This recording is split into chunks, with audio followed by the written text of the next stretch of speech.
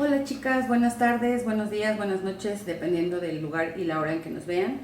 Bueno, esta entrevista me parece que les va a sumar muchísimo a todas aquellas personas que están pasando por algún proceso, ya sea de separación, divorcio, pensión alimenticia. Les va a dar mucha información. Está conmigo una licenciada a la que aprecio muchísimo, que conozco desde hace muchos años y la verdad no quería pasar estos episodios sin poder tenerla de invitada. Sé que andas con el tiempo apretado y te agradezco muchísimo, muchísimo que nos hayas dedicado este tiempo. ¿Te presento, Manuel? Sí, gracias, Monse. Bueno, soy la licenciada Paola Mendoza, tengo 37 años, me dedico al área familiar, al derecho en el área familiar. Tengo ya litigando desde hace 10 años, soy abogada litigante, me dedico, repito, 100% al área familiar y yo soy egresada de la Universidad Nacional Autónoma de México, orgullosamente.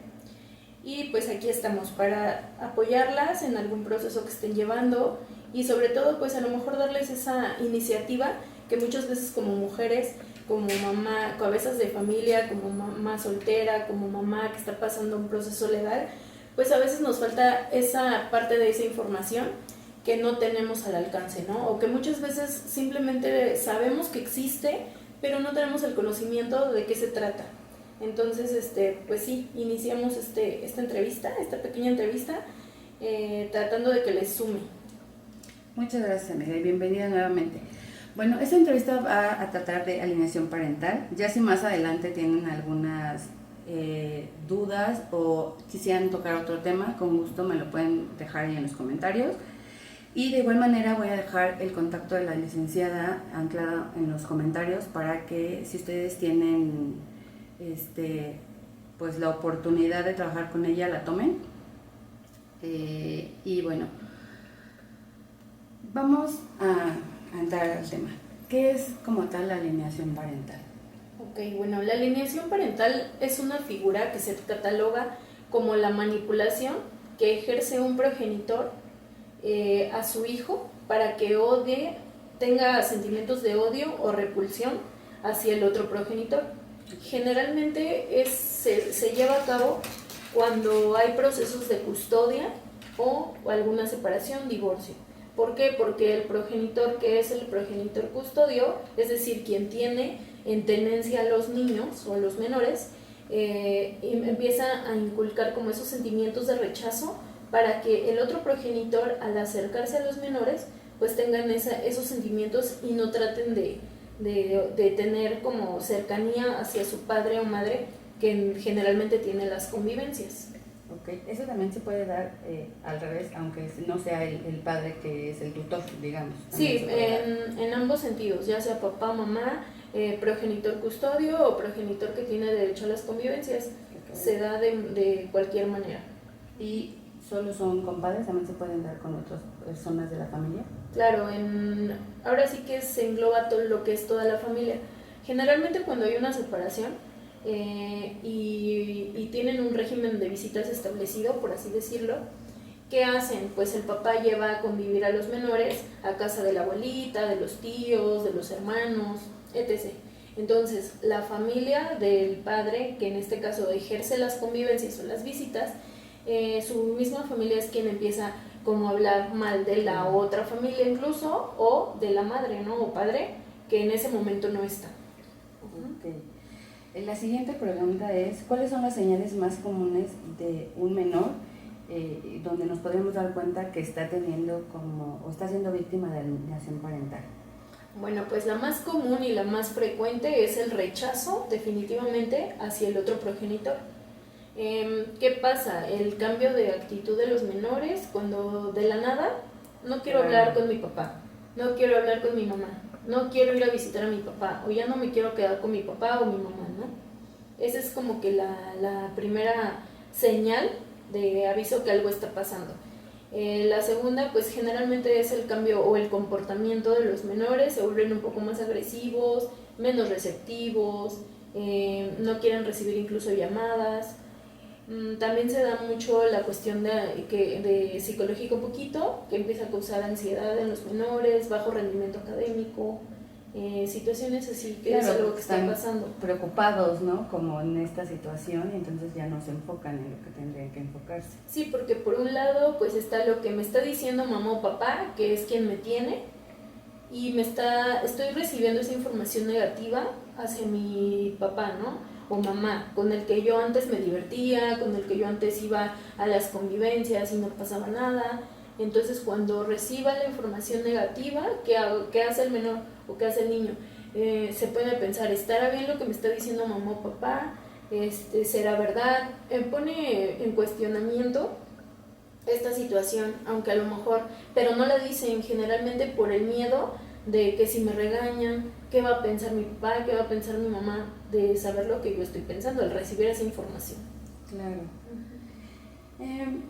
Bueno, esa era como nuestra siguiente pregunta, ¿no? Como las consecuencias emocionales y psicológicas a corto y a largo plazo, y creo que está bastante claro, ¿no? El afectar a los niños y ponerlos como entre la espada y la pared. Supongo que por eso muchas veces los padres no se dan cuenta a tiempo. Yo creo que también sabes que es como rescatable aquí o señalar, más bien importante, que a veces los niños se vuelven menos receptivos, más apáticos en el sentido de las relaciones sociales. ¿Por qué? Porque con quien deberían de tener la confianza al 100% o quien deberían de tener las bases son con papá y mamá.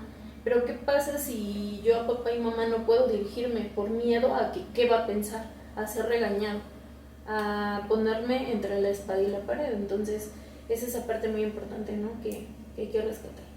Okay. Dice, ¿en México la alienación parental está contemplada dentro de la legislación? En nuestro país no se considera como un delito, okay, y no está en los códigos como tal la figura de alienación parental. La psicología, a veces incluso las terapias psicológicas abordan esta figura como alienación parental como un síndrome de alienación parental, pero no está diagnosticado, solamente es como una idea actualmente. Este síndrome es, bueno, también esta figura es conocida como SAP o síndrome de alienación parental, en donde en la legislación lo toman en cuenta, o más bien en los procesos legales, cuando ya se llevan a cabo durante el mismo proceso, generalmente en custodias o en divorcios, se determina este síndrome o esta figura cuando se hacen los peritajes correspondientes, más que nada en los procesos de pérdida de patria potestad o pérdida de custodia.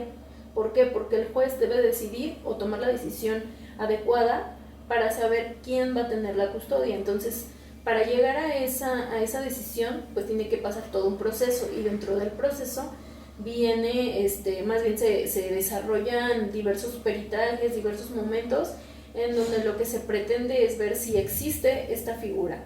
Actualmente se podría catalogar como una violencia familiar, okay, porque violencia psicológica ejercida de los padres o de la familia que está en custodia a los menores que están dentro de juicio, ¿no? Okay. Pero como tal la legislación no la contempla.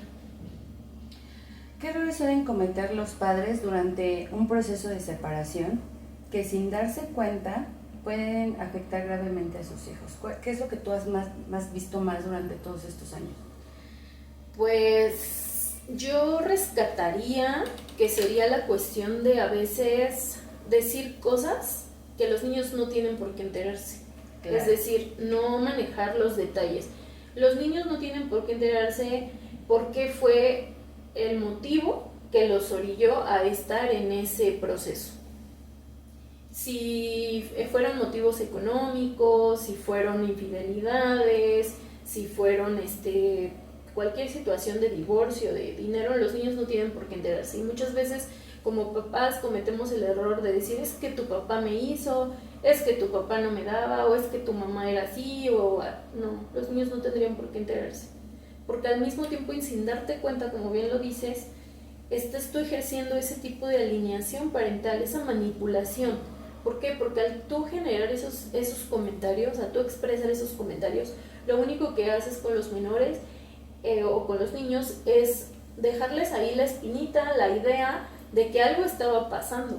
Entonces, que papá o mamá pueden ser malos de alguna manera. Sí, incluso cuando tú empiezas como a llevar esos comentarios en repetidas ocasiones, tú generas ese cuestionamiento que los menores podrían hacerse. ¿Será verdad que mi papá es así? ¿Será verdad que mi mamá es así? Cuando antes no existían esas dudas, entonces ahora pregunto, ¿qué beneficio obtendrías al tú como mamá o papá hacerle un comentario a tu hijo que no necesita escuchar? Al final de cuentas, los problemas de pareja ahí deben de quedar, en problemas de pareja.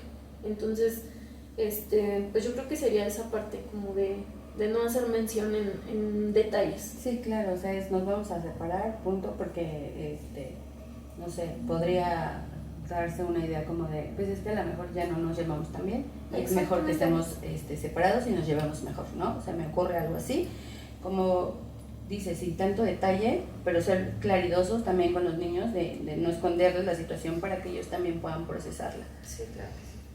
Cuando uno de los padres cree que está siendo víctima de alienación parental, ¿qué pasos legales y emocionales debe de tomar? Esto es bien importante porque mucho se da como amenazas, ¿no? Y situaciones cuando se están separando de, pero te los voy a quitar porque tú, pero estás loca, pero porque tú no sé qué, o al revés, ¿no? No, porque tú eres un no sé qué y tú eres aquel, y entonces se da como mucho esta situación entre los papás y no sabemos qué paso seguir, porque la persona a lo mejor que está siendo víctima, ¿no?, de esta parte, pues no sabe qué hacer, y regularmente el miedo pues hace como que se queden paralizados y no saber cómo reaccionar.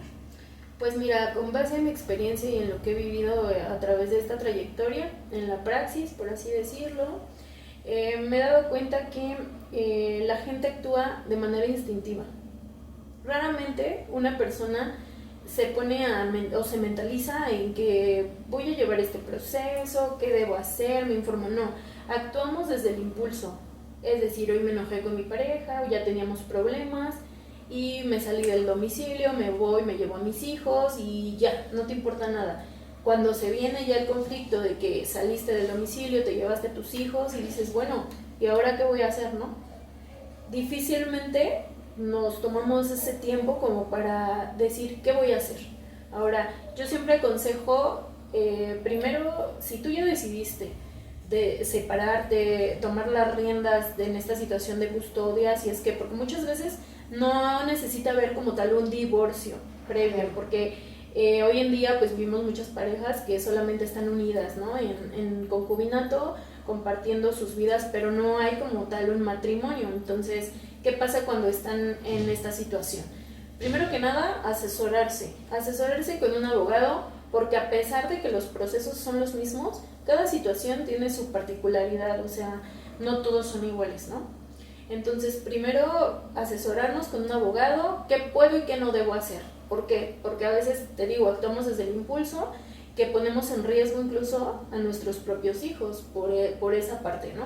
Entonces, primero que nada, yo aconsejo eso, asesorarnos de qué debo hacer.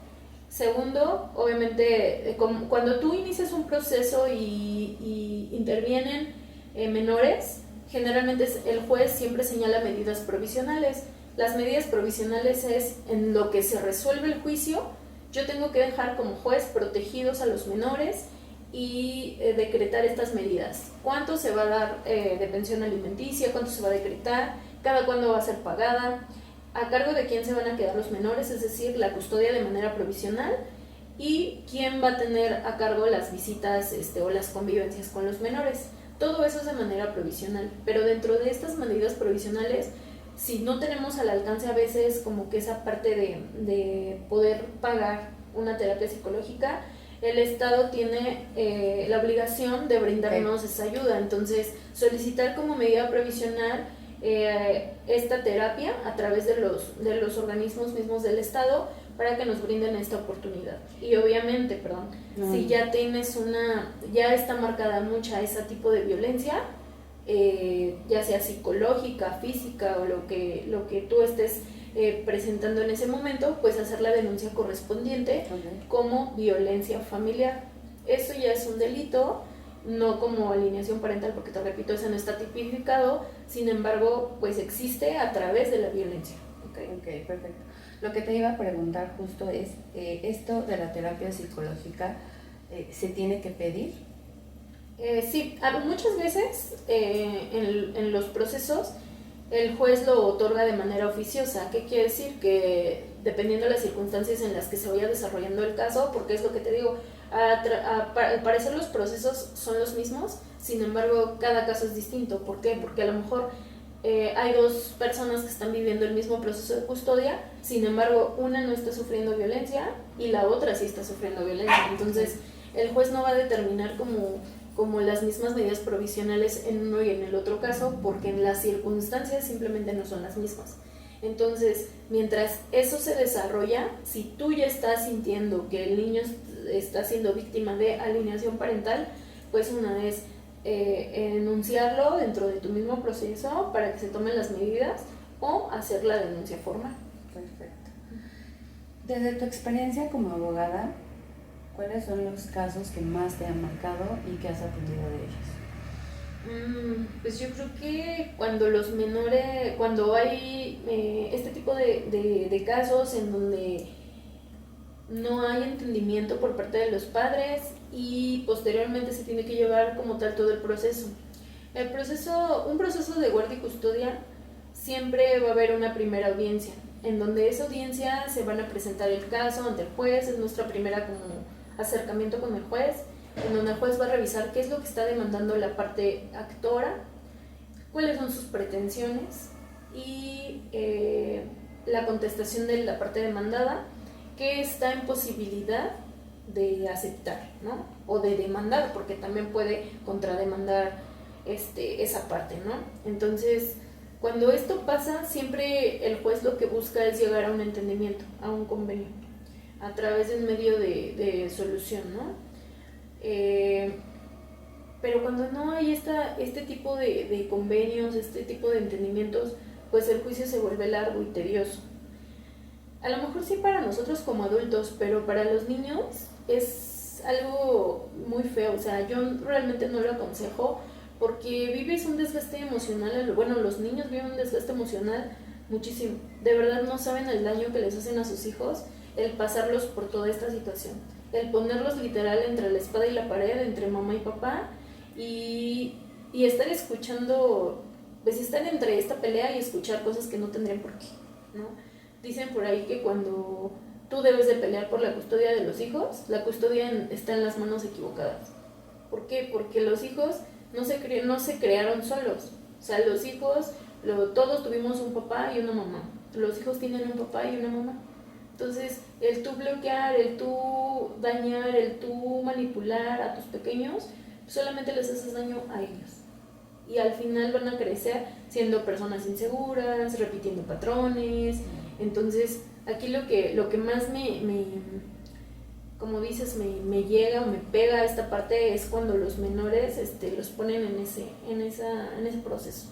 Claro, porque se vuelve como una lucha de poderes, ¿no? Sí. Y esto que dices es un proceso largo, y anteriormente comentabas algo. Cuando te separas o cuando pretendes divorciarte, etcétera, mentalmente tampoco uno como adulto está preparado para eso. O sea, uno piensa que es como muy fácil de decir, pues ya me voy y pues a ver qué pasa, ¿no? Y cuando te enfrentas a todo el proceso, como mamás y como papás que están como en un proceso así, creo que viven, cuando se alargan los procesos, como demasiado estresados, como demasiado tantas cosas, que eso también no te permite maternar ni paternar de la manera correcta. Eso es algo que creo que, qué bueno que lo mencionas, porque creo que nadie toma en cuenta, ¿no? Si tú no estás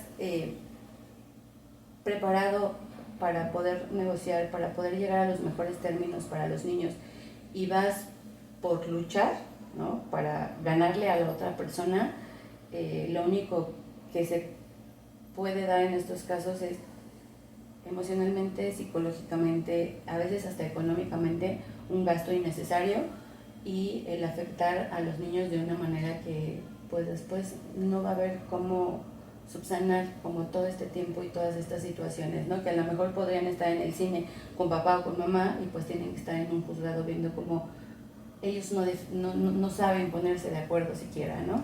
Creo que esa parte me parece que sí, y es importante que antes de tomar alguna decisión lo podamos dejar Sí, ahí, ¿no? sobre todo como que tomarte tu tiempo, porque como yo siempre que llega un cliente nuevo, sobre todo en estas situaciones, les digo, mira, yo te voy a dar tu asesoría, platícame cuál es tu situación y vemos la cuestión legal, ¿no? Yo te digo más o menos cómo se va a llevar tu proceso. Sin embargo, siempre les digo, pero ¿sabes qué? Tómate tu tiempo, tú ya te llevas la información, tú decides en qué momento, pero ya tienes toda esa información, porque te digo, muchas veces actuamos desde el impulso, desde el instinto, desde el enojo, ¿no? Entonces a veces sí, yo creo que es válido tomarse un tiempo y decir, ok, me voy a informar, qué es lo que me conviene, pero no hablando de la conveniencia económica o lo que puedes sacar, ¿no? Sí, de sí, esta que situación, lo que puedas sino de sacarle la, provecho. ajá, claro, desde la conveniencia emocional. ¿Qué tanto me conviene? ¿Por qué? Porque, como te digo, o sea, es un proceso largo, es un proceso tedioso, es un proceso caro, porque a veces también dicen, híjole, o sea, hay abogados de oficio, claro que hay abogados de oficio, hay instancias para todo, pero al final de cuentas es tiempo, es dinero. ¿Por qué? Porque dicen, aunque sea un abogado de oficio, ¿cuánto me implica ir a entrevistarme o ir a ver a mi abogado? Entonces, yo creo que cabe rescatar haces 3 veces si tú lo quieres y ya cuando estar 100% seguro, asesorarte nuevamente y decir, ok, inicio mi proceso a sabiendas de lo que puedo y no puedo realizar. Ok, perfecto.